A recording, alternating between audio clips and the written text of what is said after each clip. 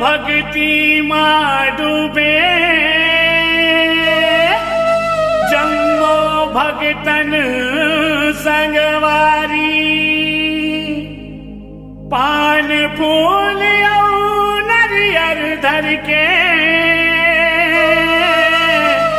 आए हन तोर दुआरी हो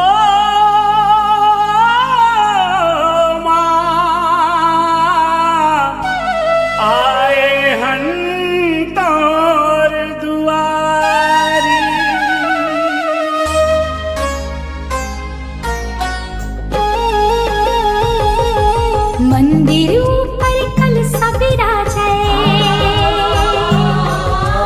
मंदिर ऊपर कलसा विराजे, ज्योत जले दिन राती।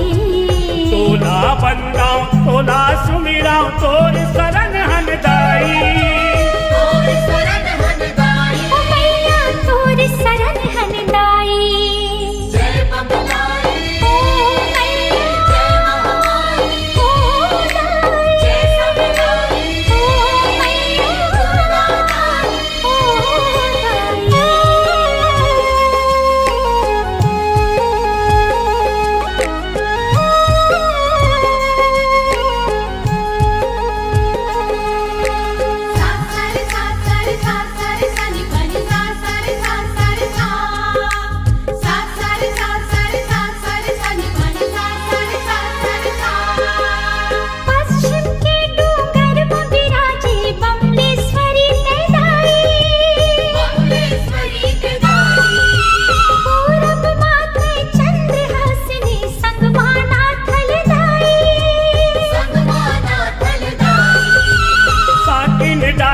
संगम दक्षिण तैतंतेश्वर दाई, उत्तर माते रूप धरे हस,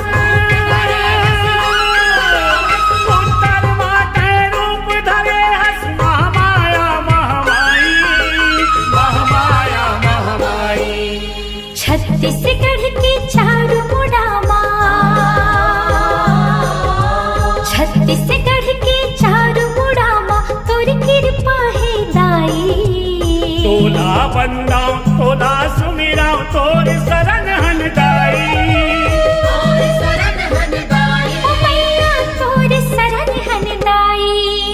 जय बबलाई, ओ मैया जय महामाई, ओ दाई जय सबलाई, ओ मैया दाई, ओ दाई।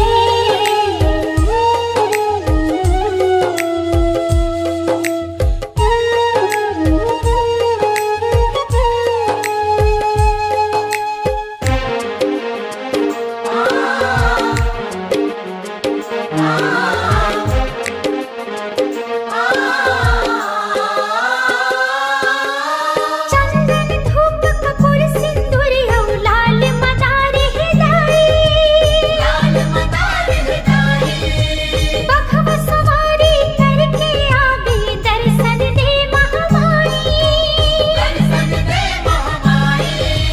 नवरात्रि नव रूप मनो दिन मेला लगे बड़ भारी, जय माता दी अम्बे दुर्गे,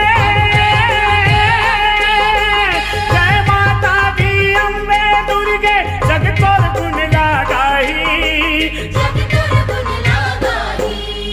छत्तीसगढ़